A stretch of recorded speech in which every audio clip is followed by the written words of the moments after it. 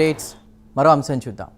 తెలంగాణలో విచ్చలవిడిగా గంజాయి అమ్మకాలు సాగుతున్నాయి. ప్రధానంగా హైదరాబాద్లో పెద్ద ఎత్తున గంజాయి అమ్మకాలు జరుగుతున్నాయి. గంజాయిని పలు రూపాల్లో మార్చి విక్రయిస్తున్నటువంటి డ్రగ్ ఫెడ్లర్స్ విక్రయాలు జరుపుతున్నారు. ఏజెన్సీ నుంచి అక్రమ మార్గాల్లో విస్తృతంగా గంజాయి రవాణా జరుగుతుండగా ఎక్కడికక్కడ విస్తృత తనిఖీలు చేస్తున్నా తగ్గని గంజాయి రవాణా అనేది ఎప్పటికీ కూడా తగ్గడం లేదు. అయితే ప్రతిరోజు కూడా ఏదో చోట భారీ ఎత్తున గంజాయి పట్టుబడుతున్నా డ్రగ్ ఫెడ్లర్స్ వెనక్కి తగ్గడం లేదు.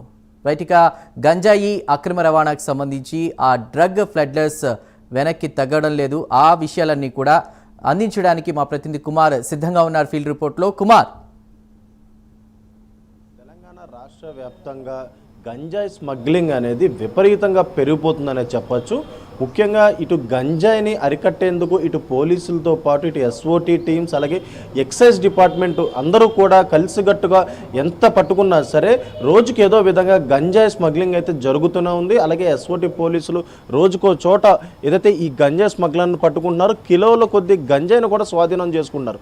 అయినా సరే తెలంగాణ రాష్ట్ర వ్యాప్తంగా కూడా ఈ గంజాయి స్మగ్లింగ్ అనేది ఆగట్లేదనే చెప్పచ్చు. ముఖ్యంగా ఈరోజు చూసుకున్నట్టయితే ఇటు హైదరాబాద్ శివారు ప్రాంతాల్లోని షాద్నగర్లోని ఏదైతే నందిగాం పారిశ్రామిక వాడలోని ఒక హోటల్లోని ఈ గంజాయి విక్రయిస్తున్న వ్యక్తిని పోలీసులు అయితే అదుపులోకి తీసుకున్నారు. ముఖ్యంగా అక్కడ ఏదైతే ఎక్సైజ్ పోలీసులకి ఒక సమాచారం అందించిన నేపథ్యంలోని వాళ్ళు పక్కా సమాచారంతో ఈ నందిగాం పారిశ్రామిక వాడలోని ఒక హోటల్లో అయితే దాడులు అయితే నిర్వహించారు. ఈ దాడులోని పింటూ సింగ్ అనే వ్యక్తిని అయితే అదుపులోకి తీసుకున్నారు. ఇతని దగ్గర నుంచి 2 కిలోల గంజాయితో పాటు 9 కిలోల గంజాయి చాక్లెట్లను కూడా ఆ పోలీసులు అయితే స్వాధీనం చేసుకున్నారు. ప్రస్తుతం అతనిని పోలీసులు అదుపులోకి తీసుకొని విచారించారు. ప్రస్తుతం అతని రిమాండ్కి తరలిస్తున్నట్లు కూడా ఇటు పోలీసులు అయితే చెప్పిన పరిస్థితి అయితే ఉంది.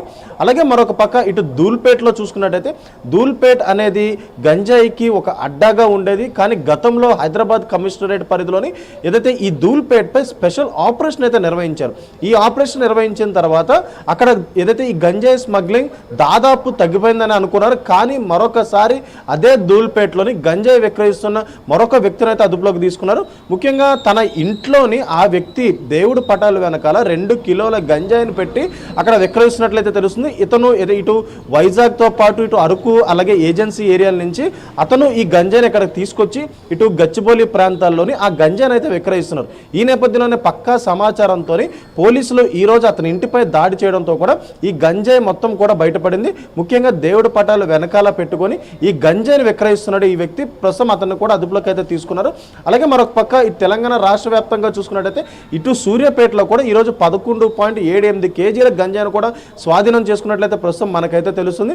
ముఖ్యంగా ఇటు ఏదైతే మాదక ద్రవ్యాలను హైదరాబాద్లోనే కాదు తెలంగాణ రాష్ట్ర వ్యాప్తంగా కూడా అరికట్టేందుకు కాంగ్రెస్ ప్రభుత్వం గతంలో వచ్చిన సమయంలోని ఏదైతే ఈ మాదక ద్రవ్యాలు ఏవైతే ఉన్నాయో వీటన్నిటిని అరికట్టేందుకు స్పెషల్గా టీమ్స్ని ఏర్పాటు చేసింది.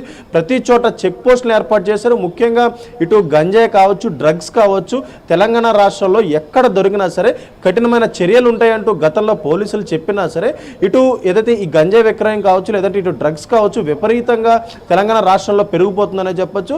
అలాగే మరొక పక్క ఇటు పోలీసులు కూడా స్పెషల్ డ్రైవ్లు కూడా నిర్వహిస్తున్నారు. ఎందుకంటే ఈ గంజాయికి సంబంధించి ముఖ్యంగా ఇటు కాలేజీలు, సాఫ్ట్వేర్ ఇంజనీర్లు, స్కూల్ పిల్లలు వీళ్ళనే టార్గెట్ చేసి ఈ గంజాయి విక్రయం అయితే కొనసాగుతుంది. గతంలో గంజాయి విడివిడిగా అమ్మేటోళ్ళు, కానీ ఇప్పుడు గంజాయి చాక్లెట్ల రూపంలో కూడా ఇటు గంజాయిని అయితే విక్రయిస్తున్నారు. వీటన్నిటిని కూడా చిన్న పిల్లలకి ఇవ్వడం, వాళ్ళు దీన్ని అలవాటు చేసుకోవడం, అలాగే వాళ్ళు ఆరోగ్యం పాడు చేసుకోవడం, ఇలా వరుసగా ఘటనలు చోటు చేసుకున్న నేపథ్యంలో ఇటు ఎక్సైజ్ పోలీసులు కావచ్చు, ఎస్ఓటీ పోలీసులు కావచ్చు, ప్రతి ఒక్కరు కూడా ఒక టీం కింద ఏర్పడి ప్రతి చోట కూడా ఈ గంజాయి విక్రయం ఎక్కడెక్కడ జరుగుతుందో దానిపై ఉక్కుపాదం మోపేందుకు అనేక విధాలుగా ప్రయత్నిస్తున్నా సరే ఇటు గంజాయి విక్రయం మాత్రం ఆగట్లేదని చెప్పొచ్చు. ఇప్పుడు తాజాగా ఈ రోజు దొరికిన అన్నింటి కూడా ఒక ఉదాహరణగా తీసుకొచ్చి ఈరోజు ఒక్కరోజే 3 ప్రాంతాలలోని సుమారు 30 కేజీల పైగా గంజాయి దొరికింది. అలాగే 9 కేజీల పైగా గంజాయి చాక్లెట్లు కూడా దొరికినాయి. కాబట్టి ప్రస్తుతం ఈ గంజాయిపై అలాగే ఇటు ఏజెన్సీ ఏరియాల నుంచి ఇటు గంజాయి హైదరాబాద్తో పాటు తెలంగాణ రాష్ట్ర వ్యాప్తంగా కూడా ఈ గంజాయిని తీసుకొస్తున్నారు. కాబట్టి వాటిపై దృష్టి పెట్టేందుకు స్పెషల్ డ్రైవ్ కూడా పోలీసులు నిర్వహించేందుకు కూడా పూర్తిగా సర్వం సిద్ధం చేశారనే చెప్పొచ్చు. Chandu. Right Kumar, thank you.